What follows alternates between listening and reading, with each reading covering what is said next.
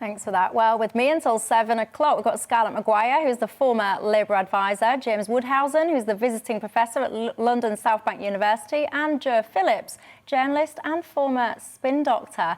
You know the drill as well on this show. It's not just about our opinions, it's about yours as well. And if it matters to you, it matters to me. You can get in touch with me on email, gbviews@gbnews.uk. You can tweet me at Michelle Dewbs or at gbnews, or you can find us on any of the social media platforms, Facebook, TikTok, Instagram, everywhere. Get in touch and let me know what you're talking about tonight. What are your reactions to the topic that we'll cover, and what have we missed? Is there anything that you think that we should be talking about that we're not? Let's get straight into it with the backlash over the government's decision to abandon the attempts to block the suspension of former Cabinet Minister Owen Patterson. Of course, this was all about the lobbying rules. Well, it rumbles on. Boris Johnson has been accused of damaging trust as the former minister resigned from his position. And earlier today, Education Secretary Nadhim Zawali admitted that the government made a mistake. He just heard the clip there. Scarlett, as she heard the clip there, was shaking her head. So I wonder, has your faith in the government and in politics been dented? Scarlett? Well, I think it would be difficult to get my faith in the government to be dented anymore, actually, although this fiasco was incredible. I mean, first of all, Owen Patterson, who anybody who found out what he'd done, he was completely guilty. A cross-party committee found that, and he still thinks he's innocent. I mean, it beggars belief why you think that you can earn an extra 100,000 and lobby and break all the rules. But far, far worse was Boris Johnson deciding to change the rules to let off Owen Patterson and then whip all his MPs and everybody. I mean, what is so terrible is that everybody thinks they're just in it for themselves, and actually it's a serious attack on democracy. So, I mean, Boris Johnson obviously had to backtrack. The whole thing was never going to work, but he's left a very, very nasty taste in people's mouths. And I think he's made it more difficult to run the country. He's made it more. He has even diminished people's faith in politics more. More.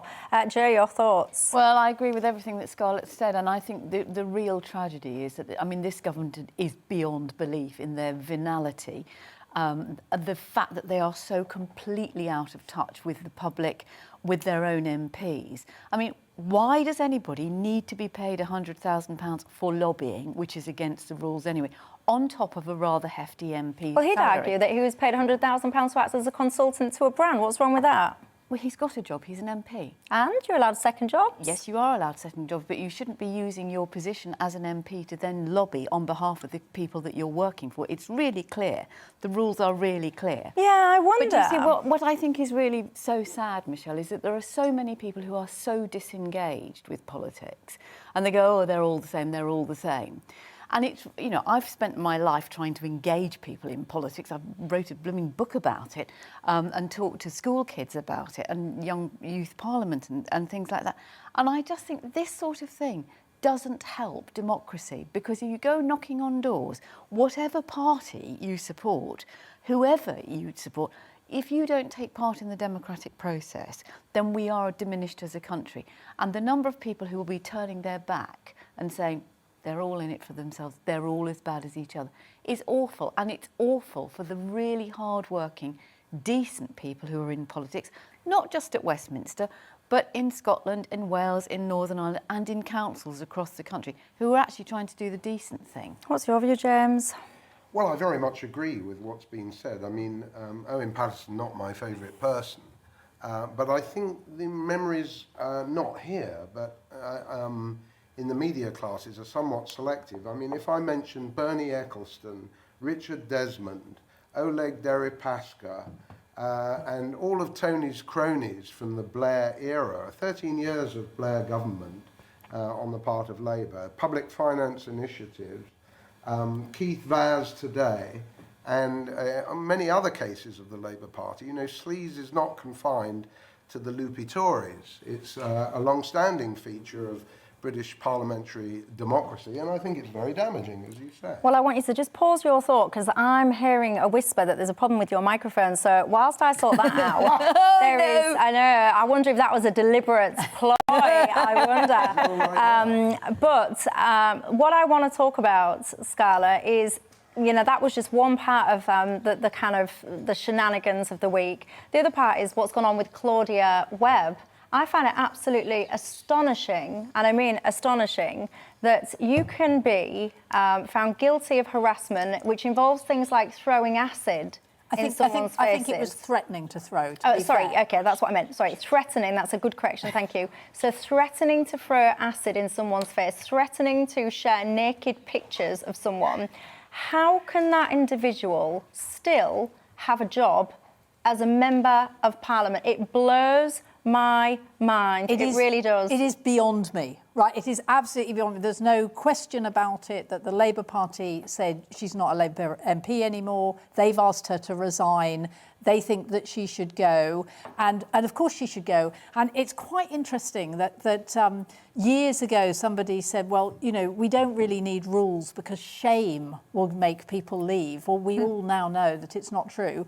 Of whatever colour you are, you know, whether you're a red Labour or a blue Tory, you can stay in. And of course, she should not be allowed to go on being an MP. I mean, it's terrible. Yeah. But she wasn't given a custodial sentence, and that's for the judge.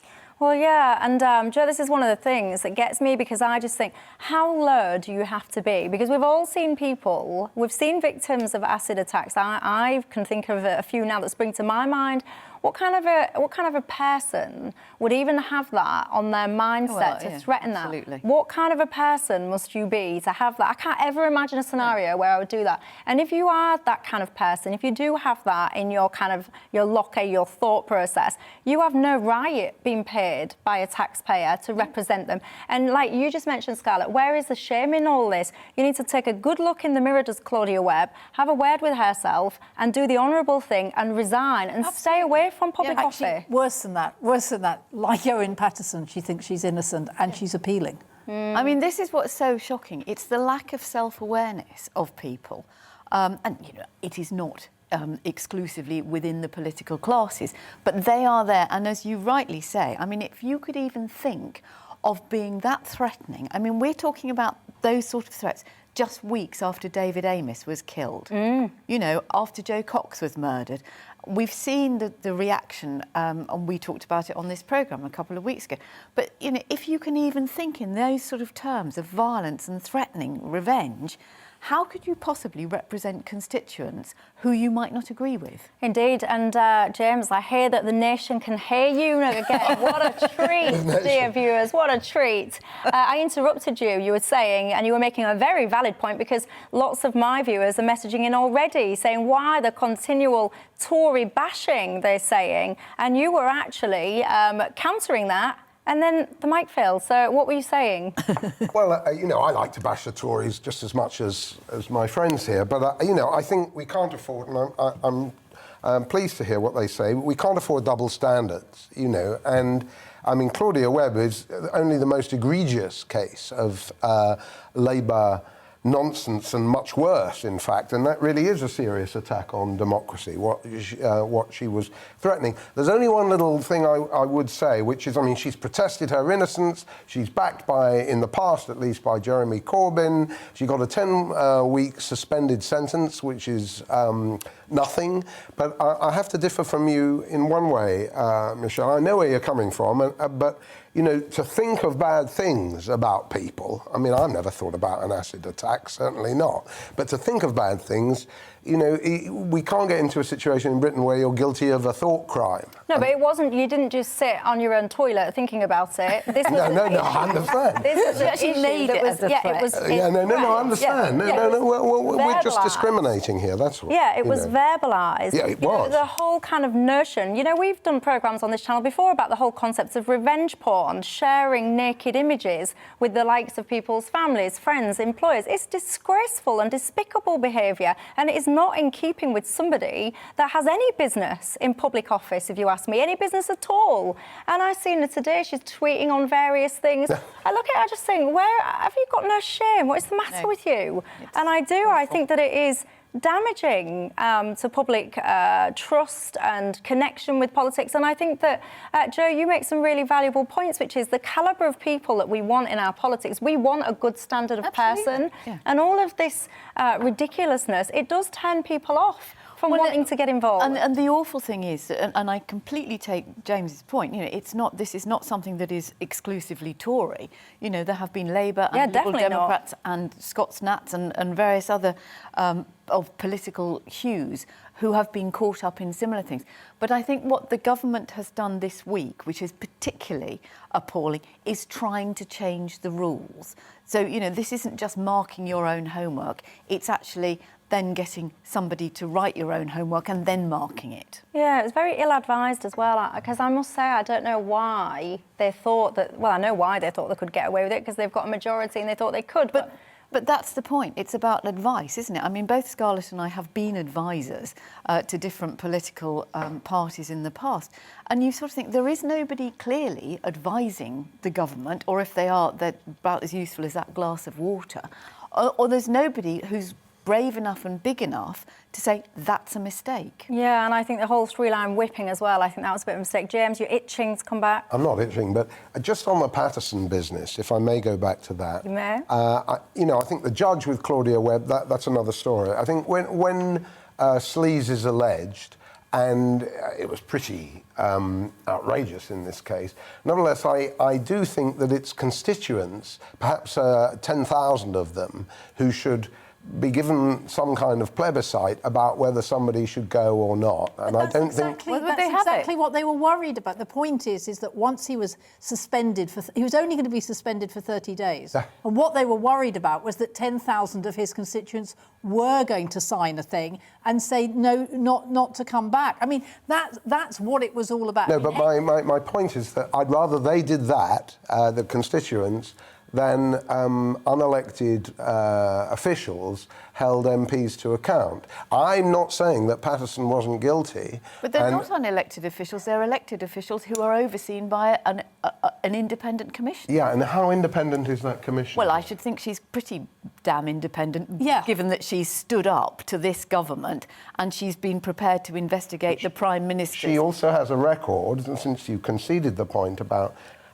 anti-Toryism. She also has a record of specifically, of going after, you did earlier actually, but she has a record of going after Tories much more than Labourites. But the Tories are in power. Also, there are an awful lot more of them, right? And actually, she's incredibly brave. I mean, she's taken on Boris Johnson. That's what all of this was about. Is she elected? Is she elected, Scarlett? No, she has been appointed to look into, to investigate. As an independent. It then goes to a cross-party committee, right, who unanimously looked at her findings, read her very long report and said, yes, she's right. But I'd still prefer the constituents to have the final all word. he was going to get was 30 days suspension. It was then up to his constituents what they did, right?